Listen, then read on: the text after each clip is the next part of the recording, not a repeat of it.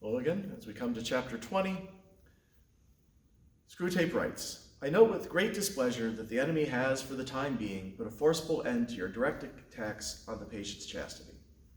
You ought to have known that he always does it in the end, that you ought to have stopped before you reached the stage.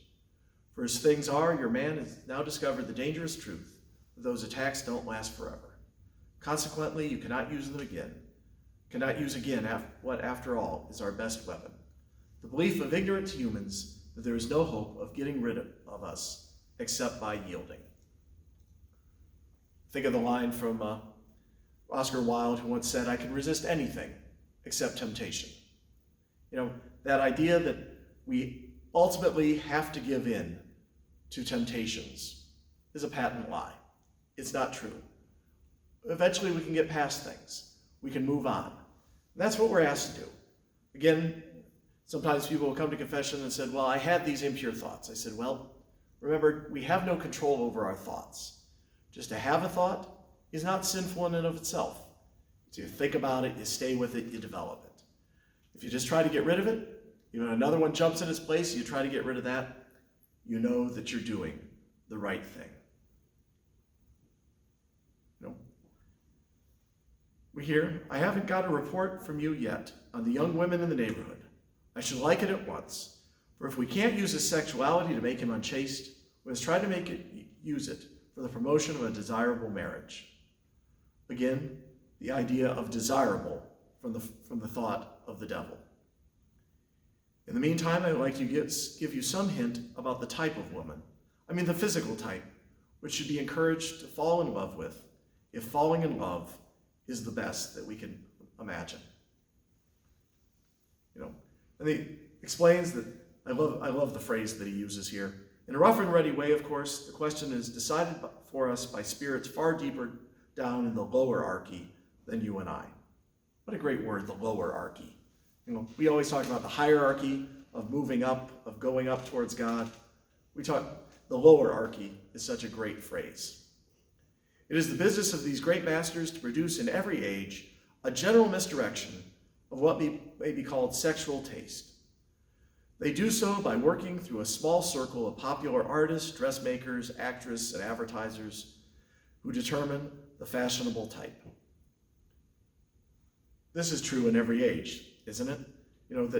Certain people say this particular look is the way that you have to be.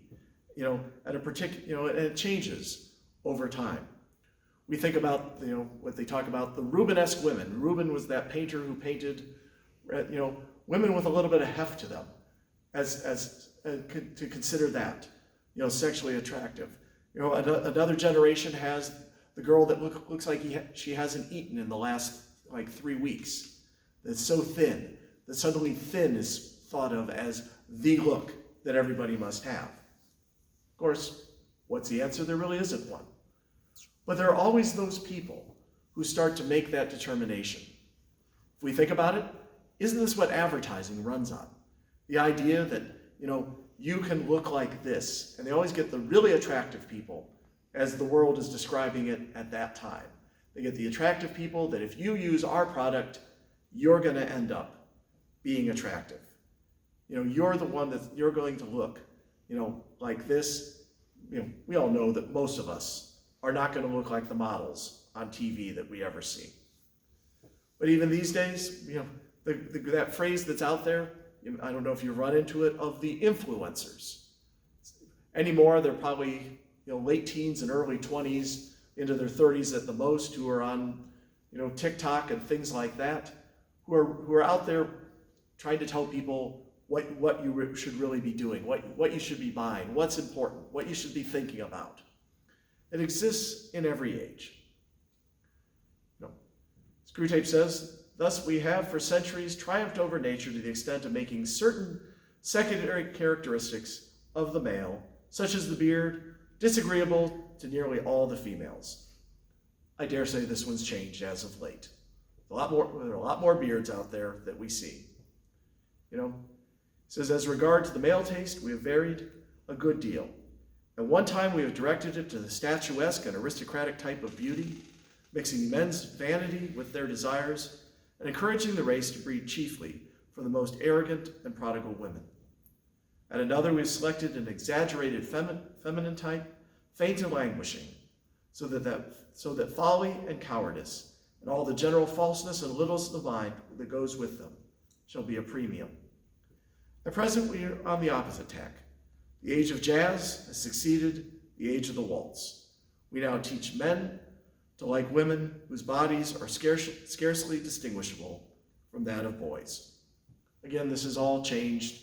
It's probably not exactly like that as when Lewis was writing this, but again, we know the truth that, over time, again, what is considered to be the attractive woman changes back and forth.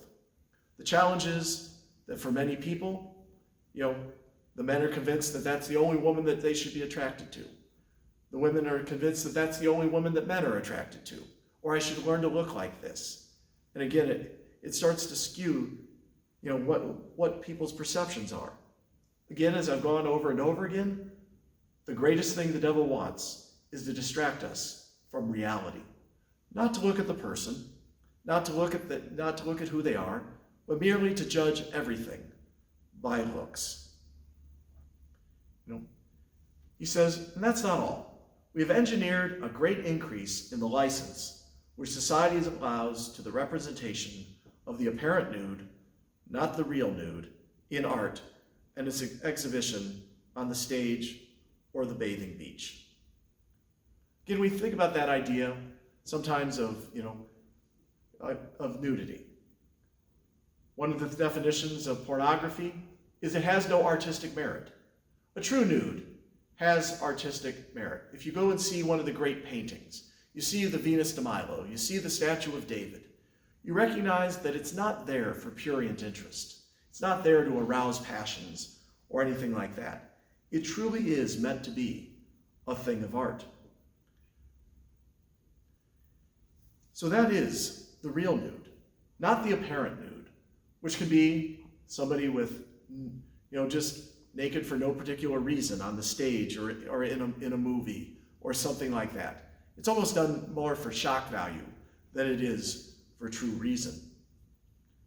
It's interesting that many people will comment too that an actual nude in the world, the nude that we would see in art or something like that, is not considered nearly as sexy to people as somebody with just a little bit of clothing on. The way that plays out. So we're told that as a result, we are more and more directing the desires of men to something which does not exist, making the role of the eye in sexuality more and more important, and at the same time making its demands more and more impossible. I kind of just went over that. The idea of men looking for something that probably doesn't exist in the world. They keep looking for this particular type, and it's just going to end up with frustration. Again, we talk about men in this, but in this day and age, I've seen it from both sexes, of trying to find this particular look, this particular ideal that they're never going to be able to meet. Screwtape says, there is one type for which his desire is such as to be naturally amenable to the enemy, readily mixed with charity, readily obedient to marriage, colored all throughout with that golden light of reverence and naturalness which we detest.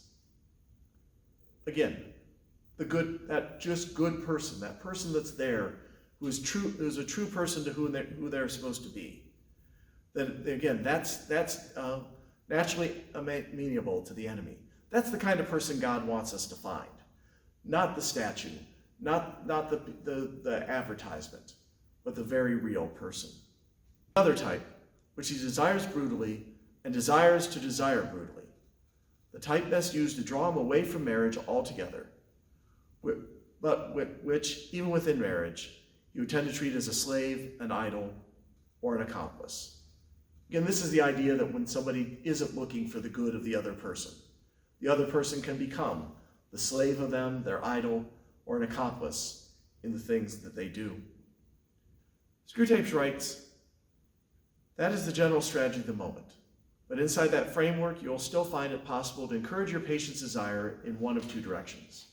You will find, if you look carefully into any human's heart that is haunted by at least two imaginary women, a terrestrial and an infernal Venus. That is, his desire differs quantitatively according to its object. Screwtape explains, there is one type for which his desire is such as to be naturally amenable to the enemy, readily mixed with charity, readily obedient to marriage, colored all throughout with that golden light of reverence and naturalness which we detest. Again, that good person, maybe not the person that looks like the advertisements, maybe that person who isn't the supermodel. Again, thank you for coming along on these chapters. If there's any questions, please get back to me and I'll answer the questions as best I can in a future session.